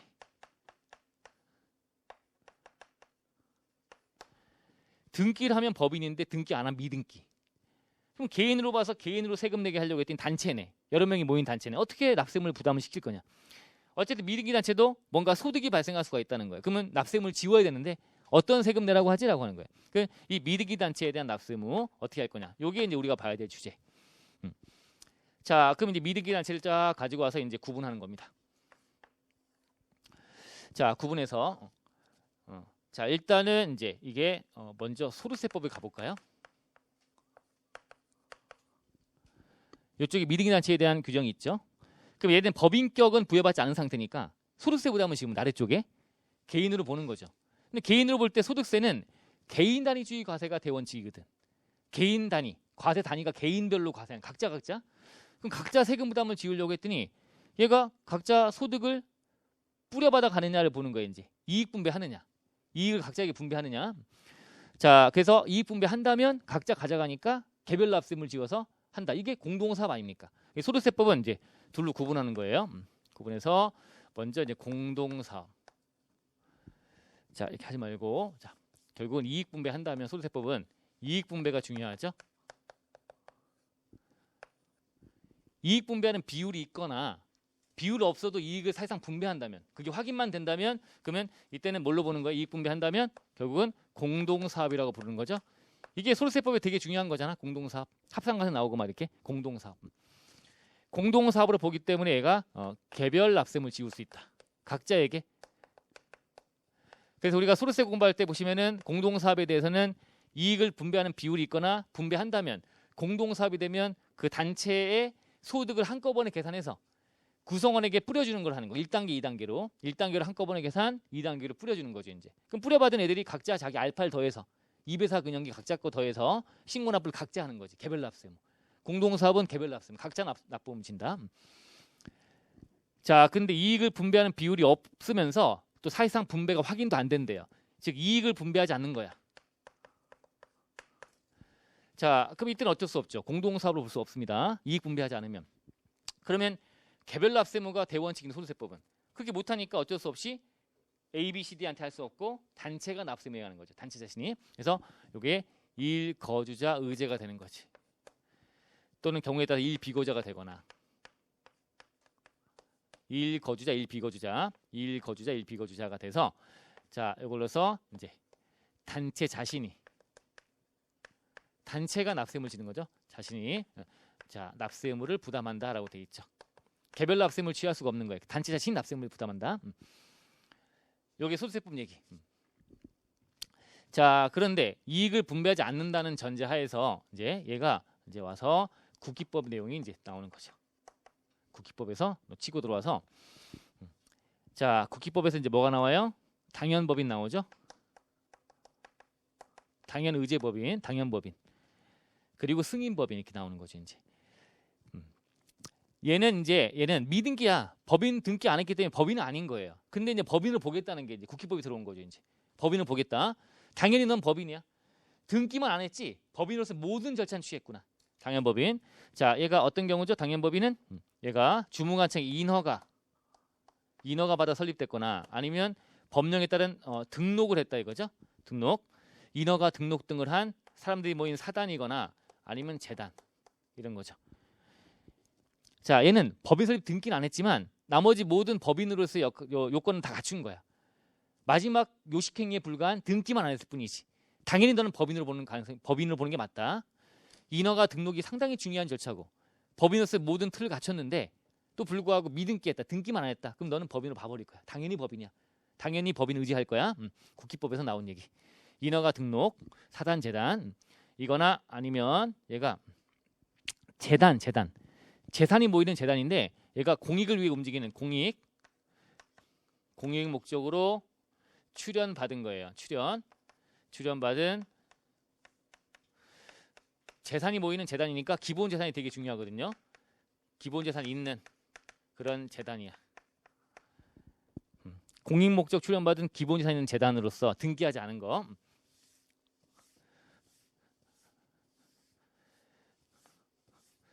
이런 경우에는 당연히 법인이다라고 되어 있습니다. 이 내용을 좀 암기할 국기법 규정이니까 인허가 등록, 공익 목적 출연받은 기본 재산이 있는 재단으로서 등기하지 않은 단체. 얘는 당연히 법인이다. 당연법인. 요건 아닌데 얘가 요건 갖춰갖고 승인을 신청이 들어오면 확인해보고 승인해 주는 거야. 그럼 승인법인 되는 거예요. 승인법인, 당연법인, 승인법인. 자, 승인법인은 법인성의 어떤 요건을 갖춰야 돼. 법인성 요건이 있어요. 법인성 요건을 맞춰야 돼. 법인으로서의 요건. 자, 법인격은 부여받지 못한 상황 당연히 등기는 안 했지만 보니까 얘가 단체 대표자나 관리인 선임되어 있는 거야. 대표자가 있고요. 단체로서의 단체성, 법인성, 단체성. 자, 단체성이라고 하는 게 맞겠다. 단체성, 법인성 또는 단체성. 자, 대표자 관리인 딱 선임되어 있고요. 단체로서.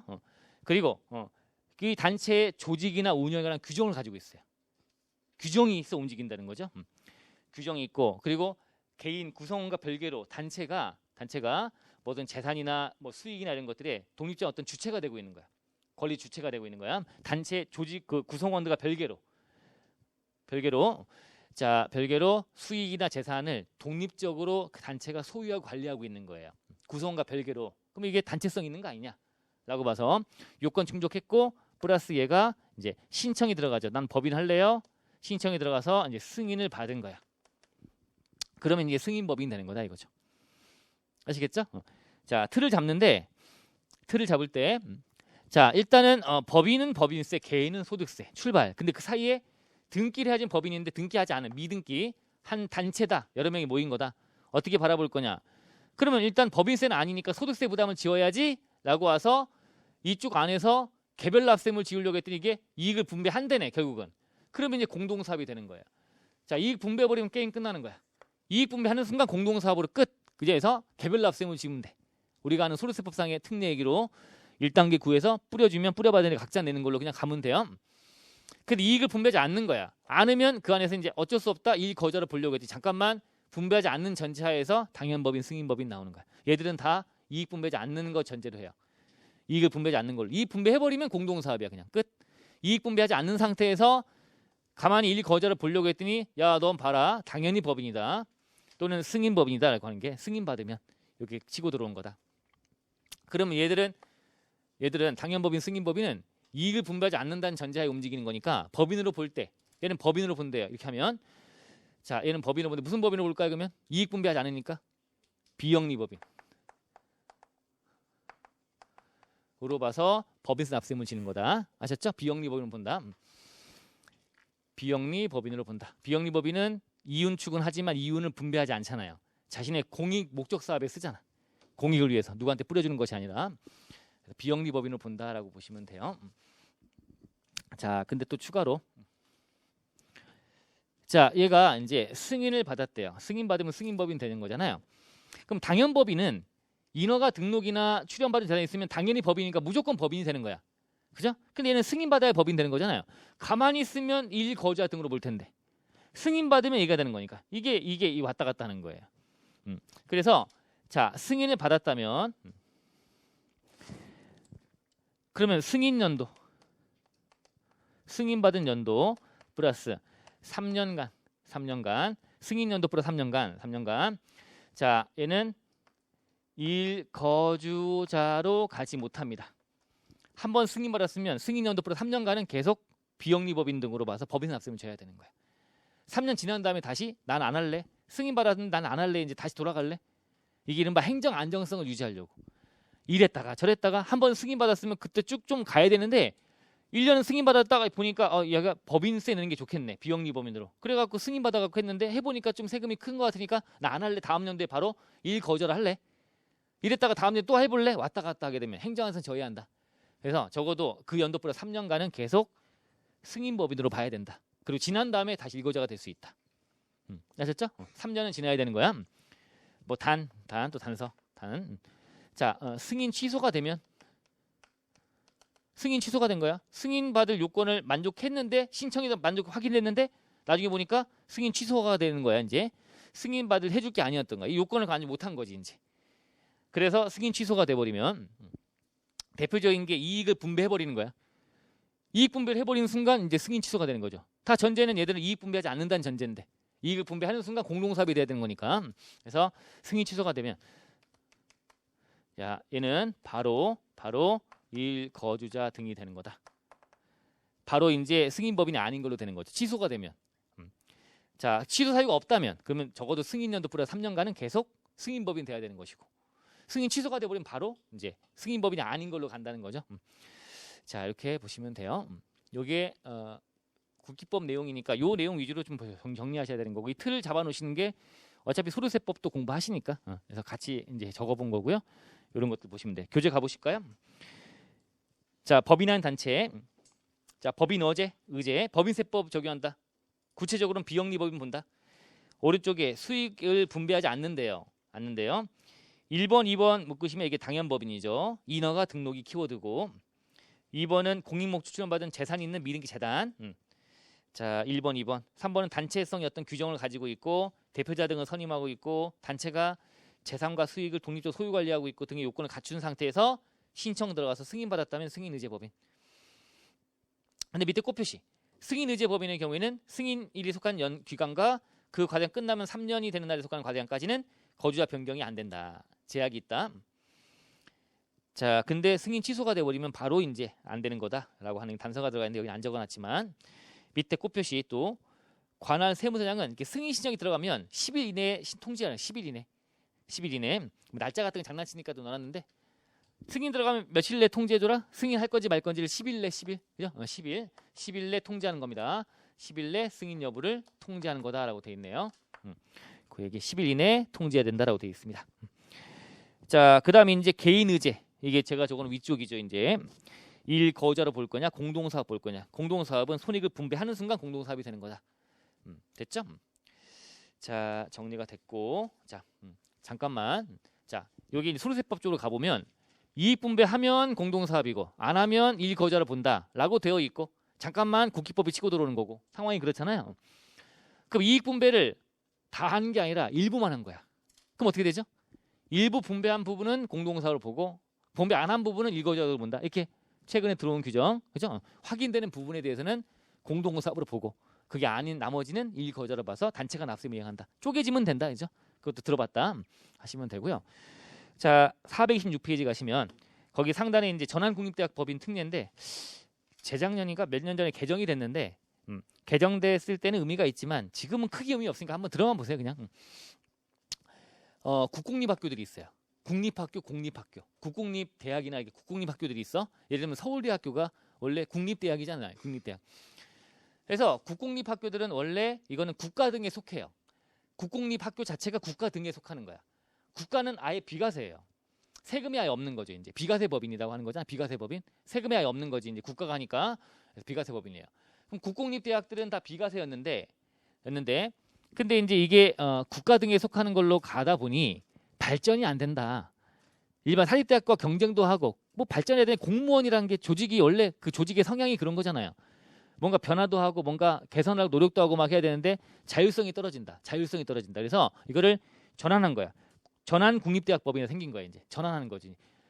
말은 국립대학이라고 돼 있지만 전환국립대학법인은 일반적인 그냥 일반 법인처럼 취급하는 거야. 이제 그럼 법인세 납세금을 줘야 될 거 아닙니까? 이렇게 바뀐 거야. 이제 이게 바뀌어가지고 이제 서울대가 그래 2010년 전쯤에 서울대가 먼저 그래가지고 이제 바뀐 거예요. 이제 자 그러면 전환국립대학 법인이 됐다면 이제 국공립학교가 아니고 전환국립대학 법인이 돼버린 거예요. 국공립학교가 아니고 그럼 이건 일반 법인으로 취급하는데 얘들은 뭘 하는 애들이죠? 학술, 종교, 자선, 학술 구호는 뭐야? 비영리법인 아닙니까? 비영리법인. 그럼 서울대학교에서 이제 서울대학교 법인이 벌어들인 거를 누구한테 줍니까? 주주가 있어요? 뭐 있어? 아니잖아.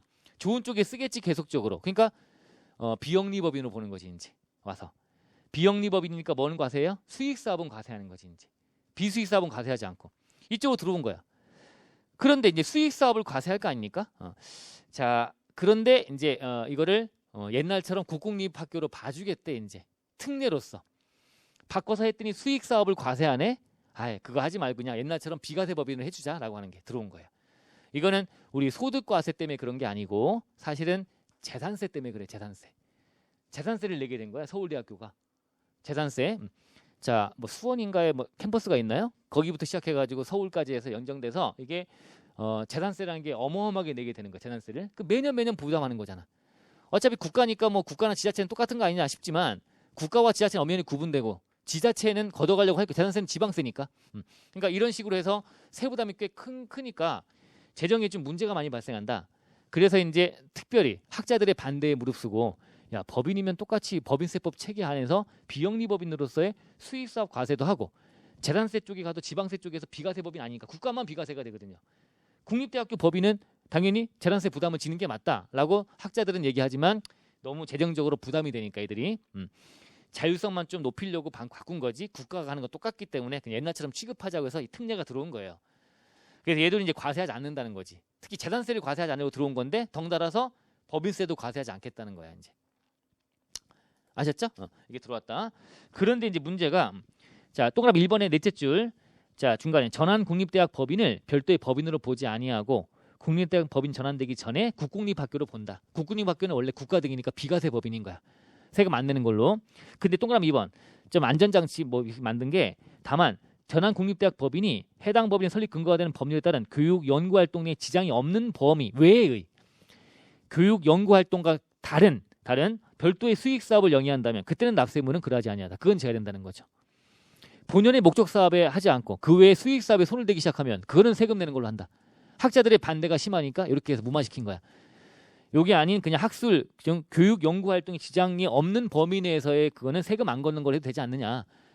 원래 일반적인 비영리법인들은 당연히 과세가 되겠지만 얘는 그냥 세금 안 내는 걸로 합시다. 어차피 좋은 쪽에 어차피 쓰니까 어차피 옛날에 원래 세금 안 내는 비과세 법인이었고 전환만 한 거니까 그냥 옛날처럼 봅시다. 근데 지장이 있어 버리면 지장 있는 정도의 수익 사업이 돼 버리면 걔는 과세하겠다. 그렇게 정리하시면 돼요. 자, 됐고요. 자, 그러면 또 문제를 풀어 보실까요?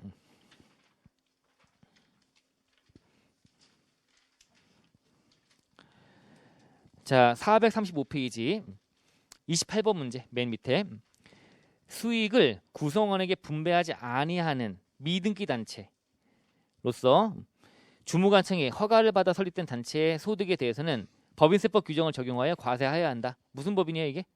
비영리법인 되겠죠? 그리고 당연법인이죠? 인허가 등록 당연법인. 자, 수익을 구성원에게 분배하지 않는 단체로서 인허가 등록 등을 받은 단체는 당연법인으로서 법인세 부담을 진다. 비영리법인으로서의 법인세 부담을 진다. 그 얘기죠? 맞는 지문.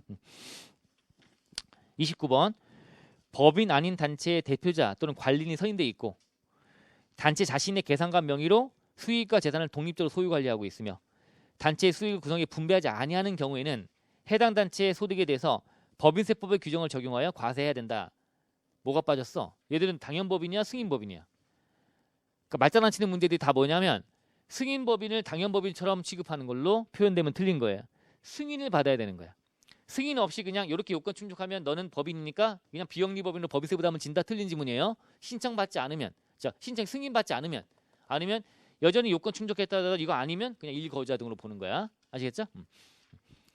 자, 잘못된 지문 승인받아야 되는데 잘못된 지문이고요. 30번 공익을 목적으로 출연된 기본재산이 있는 재단으로서 공익 목적 출연 받은 기본재산 재단은 당연법인이죠. 법인 등기가 되지 아니한 경우라면 해당 단체의 소득을 구성해 분배하는 경우에도 이를 법인으로 보아 법인세법 적용해야 된다. 분배하는 순간 뭐가 된다 그랬어? 그냥 공동사업이야.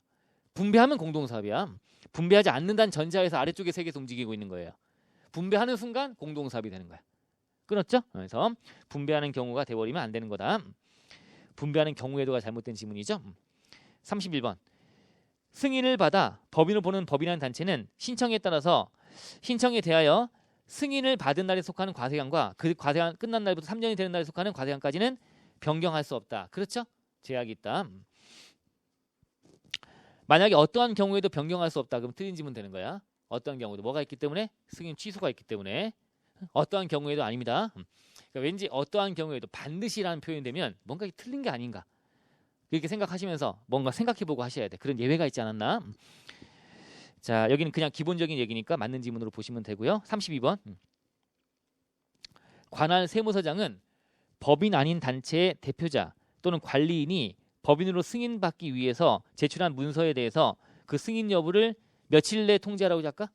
10일 내 통지. 지엽적이지만 어쨌든 해놓자. 10일 내에 통지하는 거다. 승인법인 받으려고 승인 받으려고 요청이 들어오고 신청이 들어오면 10일 내에 통지하라. 가타부타 결정해가지고 10일 내에 통지하라. 이렇게 돼 있네요. 됐죠? 여기까지 하시면 돼요. 자, 다시 내용에 앞으로 가시면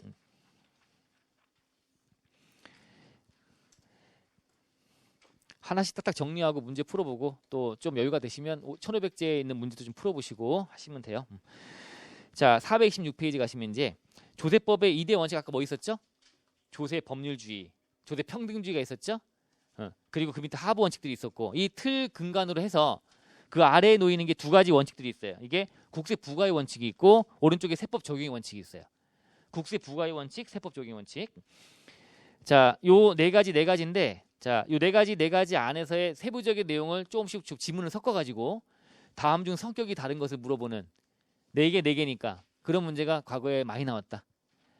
그럼 우리는 왼쪽에 국세 부과의 원칙이 뭐가 있는지 앞자 따서 외울 필요가 있고 그게 실신근조다 이거죠. 앞자 실신근조, 실질과세 원칙과 실이성실의 원칙, 실신, 근거과세 원칙, 근, 조세감면 사후관리가 조, 실신근조. 오른쪽에 세법 적용 원칙은 세소세기 또는 제소세기, 세법 해석 기준 또는 재산권 부당침해 금지 원칙이라고 부르기도 하니까 세제, 제소세기, 세소세기. 소득과세 금지 원칙도 있고요. 세무고문 재량 한 개도 있네요. 세, 기업회계 존중이 마지막에 들어가 있네. 네 개씩은 외우는 건 출발이고 일단. 그리고 네 개씩 이렇게 제가 본 대로 실신근조, 세소세기만 외워서 풀 수 있으면 얼마나 좋겠어. 근데 그 안에 실질과세 원칙의 내용을 푸는 거야 이제. 풀어 설명하는 거지 이제. 신의상식 원칙도 풀어 설명하는 거야 이제. 지문에 1, 2, 3, 4, 5에 풀어서 왼쪽에 실신근조를 풀어서 딱 쓰고 그리고 마지막에 하나 더 오른쪽에 소득과세 금지 원칙 같은 걸 풀어갖고 5번 지문에 들어가고 성격 다른 거 찾아라. 그러면 5번 찾아야 되는 거다 이거죠. 그런 문제 스타일 대비해야 된다. 근데 우리는 하나씩 보잖아 이제. 보면서 또 내용을 숙지하시면 되는 거니까. 어쨌든 앞자 따놓고 실신근조, 세도세기. 자, 거기다가 이제 다시 국세 부과의 원칙과 세법 적용 원칙의 차이점인데 국세 부과의 원칙은 부과란 말이 나와요. 국세를 부과할 때 적용하는 원칙이야. 근데 이제 부과라고는 왠지 느낌이 과세관청 쪽만 부과하는 것처럼 느낌이 드는데 이 부과권이라는 거는 납세자도 가져요. 더 많이 가져요. 부과권이란 거를. 되게 웃기죠? 부과란 거는 좀 이따 보실 납세 의무라고 하는 거에서 성립이 된 납세 의무를 확정을 지키는 권한이 부과권이에요. 근데 우리가 법인세 신고하는 것도 확정권이야. 내가 신고하면 확정이 되는 세금들. 이게 신고납부 세목들이 훨씬 많거든요. 좀 이따가 자세히 보고. 그래서 어쨌든 세금을 확정짓는 과정에서 신고납부 세목도 있고 정부의 세금 때리는 세목도 있다 보니까 이 부과권이라고 하는 거는 과세관청과 납세자가 모두가 갖게 되는 거야. 부과권이나 부과란 게. 그러다 보니까 이 왼쪽에 이 네 가지는 실신근조는 과세관청과 납세자가 둘 다 따라야 되는 원칙이다. 근데 오른쪽에 세법 적용의 원칙은 법을 적용해서 운용하는 과정에서 원칙이다 보니까 세무공무원만 따르면 되는 거야. 납세자는 따를 필요 없다. 아셨죠? 세도세기는. 자, 그거 일단 출발. 그리고 이제 구체적인 얘기로 들어가서 하나씩 보시는 거다 이거죠. 자, 그 먼저 실지과세 원칙이 나오네요. 실신근조. 자, 근데 우리는 그 중에 실신 두 가지. 오른쪽에는 소 하나지. 이게 소. 다른 것들은 별로 볼 게 없고. 굵직한 게 세 가지예요. 왼쪽에 실신과 오른쪽에 세도세기의 소. 즉 소과세 금지 원칙. 요것만 잘 보시면 돼. 나머지는 문구를 보고 아 이게 이런 표현이구나. 근거과세 원칙이 뭐구나. 조세감 사후관리는 뭐구나. 문구들만 좀 보시면 되는 거예요. 자, 다시 이제 왼쪽 페이지에 실지과세 원칙부터 먼저. 자, 실지과세 원칙은 요까지만 얘기를 하고 식사하실게요. 배고프시죠? 잠깐만.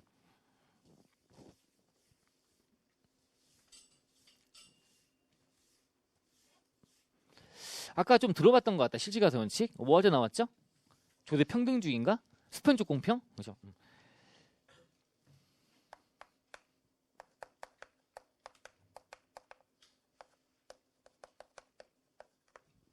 세법에서 정하는 조세법이 정하는 어떤 특히 국기법이 정하는 원칙 중에 하나 실지과세 원칙.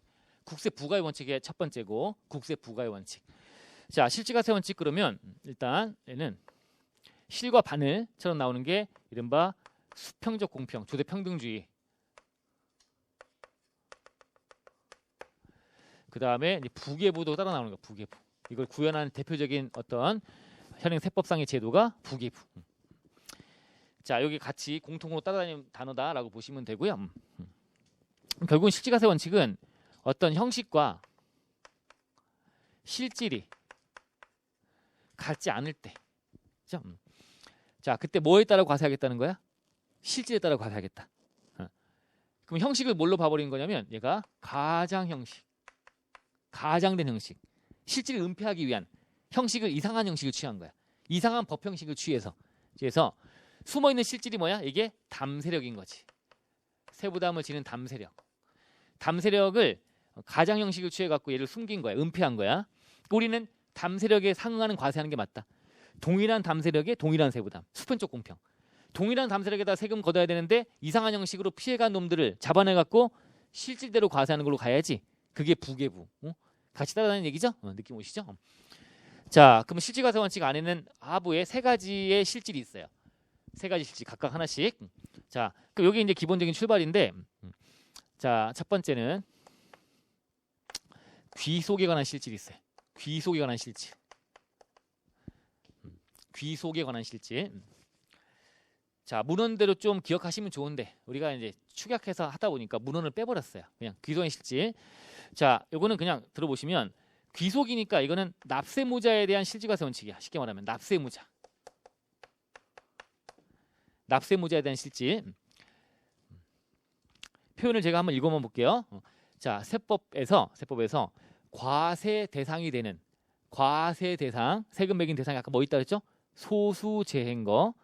과세 대상 소수재행거에 대해서 귀속이 명의일 뿐이고 명의자. 자, 그리고 이거에 대한 실질적으로 귀속되는 자가 따로 있다면, 같지 않다면 실질 귀속자를 납세무자로 하여 세법을 적용한다. 이게 법문구의 표현이에요. 과세 대상 소수재행거에 귀속이 명의일 뿐이고 갑인데 귀속이 명의 갑이로 돼 있어. 근데 실질적인 귀속자는 이거는 사실상 귀속자는 얘가 을로 돼 있는 거야. 을. 을이 원래 사업하는 자야. 근데 사업이 워낙 잘 돼가지고 2호점을 내려고 하는데 2호점을 자기 앞으로 내면 또 이게 얹어져서 소득세가 누진세율책에 세금이 많이 나올 것 같으니까 자기 동생인데 세무사 시험 준비하고 있는 동생, 소득이 전혀 없는, 여기다 분산하게 되면 좋잖아요. 그래서 명의만 빌려갖고 한 거야. 그럼 이걸 납세무자를 예로 봐버리겠다는 거지. 실질 귀속자로. 자, 명의자와 귀속되는 명의자와 실질 귀속자가 다른 경우에는 실질 귀속되는 자를 납세무자로 하여 세법을 적용한다. 아셨죠? 이게 납세무자에 대한 어떤 규정이라고 보시면 돼. 귀속에 대한 실질 첫 번째. 자, 두 번째는 거래 내용에 대한 실질이에요. 거래 내용.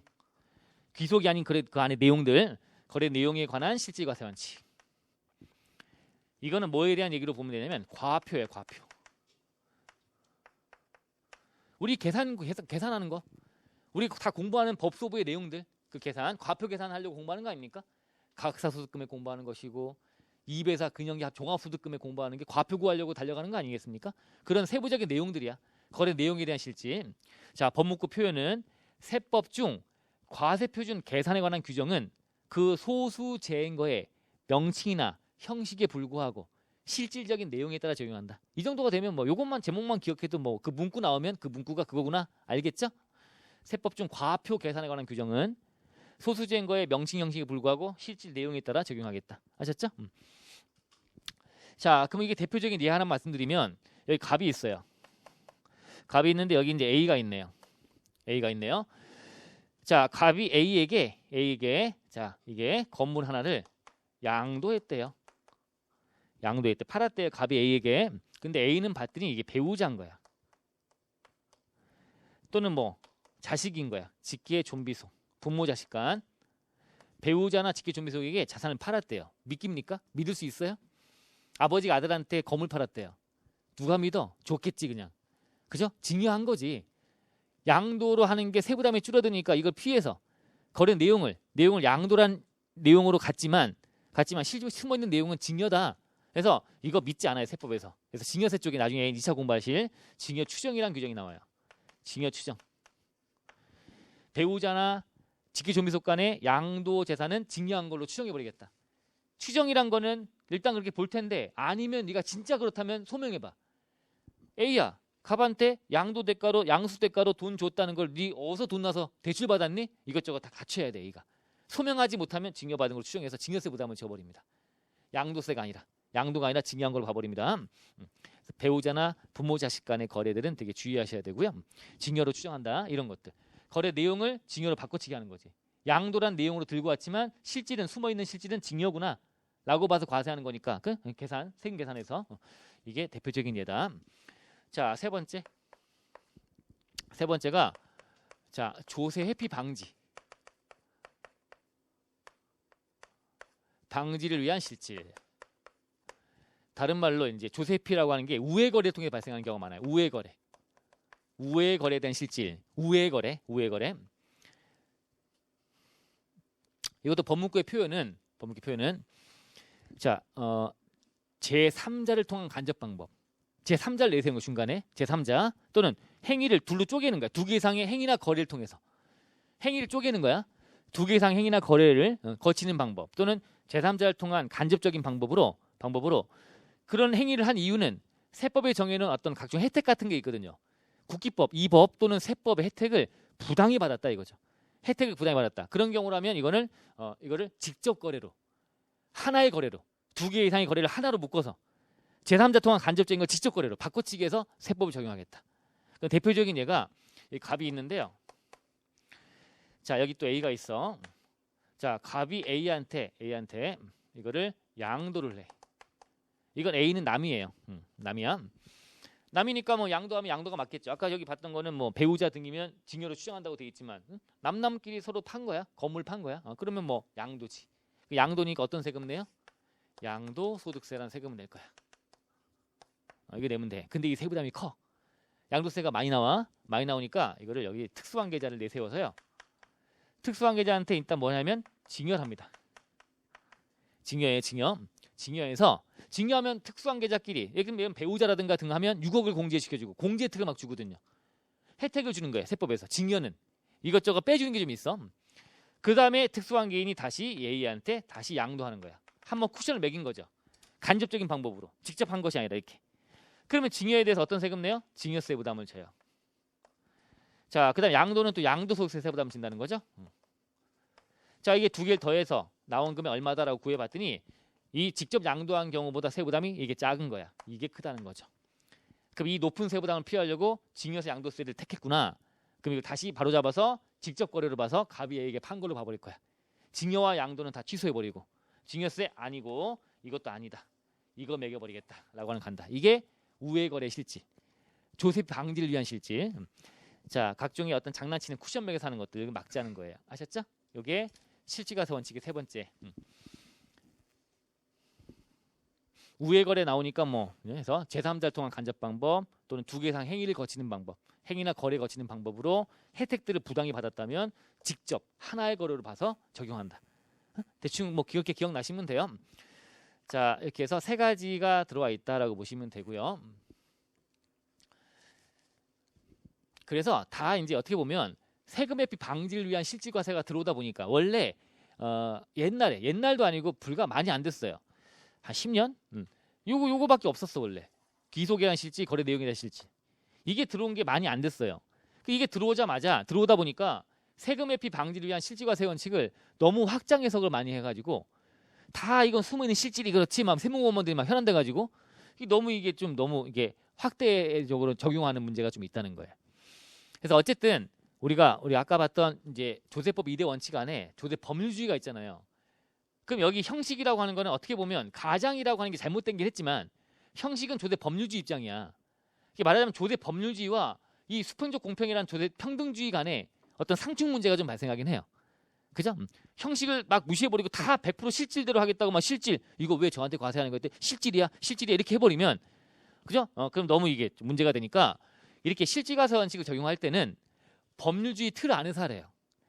무슨 얘기냐면 이때 실질과세 원칙이라 지금 이렇게 하는 증여 추정처럼 이렇게 규정처럼 규정을 만들어서 해야지 규정 없이 무턱대고 상황에 따라서 다 100% 적용하겠다 하면 안 된다는 거야. 그러니까 조세 법률주의를 해트리지 형이화시키지 않는 범위 내에서 이거를 서로 상충이 되는 문제가 발생하니까 법률주의 안에서 하라는 얘기야. 그러니까 법에다 규정을 두어서 하라는 얘기지. 실질과세 원칙을 하고 싶으면 그런 개념이 있어요. 교재 가보시면 거기 실질과세 원칙의 4번에 가보시면 조세 법률주의가 침해되지 않는 범위 내에서 제한적으로 해야 된다. 무턱대고 하는 건 아니다는 거. 어떤 제약이 좀 있다는 거야. 아무리 그래도 조세 법률주의가 있는데 법의 형식대로 따라가고 하는 것도 다들 예측하고 살아가는 거니까 존중해줘야 되는데 무턱대고 다 실질과세 원칙으로 대입해버리면 안 된다. 어떤 제약이 좀 있다는 거야. 그렇게 한계가 좀 있다는 거죠. 그런 생각 좀 해놓으시고 일단 더 중요한 거는 세 가지가 있다는 정도. 그래서 기소, 거래 내용, 우회 거래 실질, 조세 방지를 위한 실질 세 가지가 있다. 이런 것들이 하나씩 지문에 들어가면서 아까 봤던 건 실시근조, 세도세기라고 하는 거에 틀로 쪼개서 나오는 문제도 나올 수가 있고 딱 보면 이게 실질과세 원칙이라고 아셔야 돼요. 그 전에 머릿속에는 실신근조, 세도세기가 들어가 있어야 되고. 자, 됐습니다. 하나 중요한 내용을 좀 봤고요. 그 다음에 신의칙이라고 하는 게 아래쪽에 들어가 있는 것과 오른쪽에 소가세 금지 두 개 위주로 보시면 요 내용이 끝나고 보칙은 좀 제가 훑어봐 드리면 되는 거니까 이렇게 하게 되면 요거는 이제 오후에 식사하신 다음에 2시부터 해서 진행을 하고요. 자, 내용 문제 푸는 건 한꺼번에 하고 풀게요. 그래서 다 끝낸 다음에 보칙 들어가기 전에 이제 풀면 되는 거니까 이따가 푸시면 되고 그렇게 하고 이제 2장 들어가고 이제 해야 되겠어요. 올해 오후에. 자, 2시부터 오후 수업 진행하겠습니다. 식사 맛있게 하시고요. 예.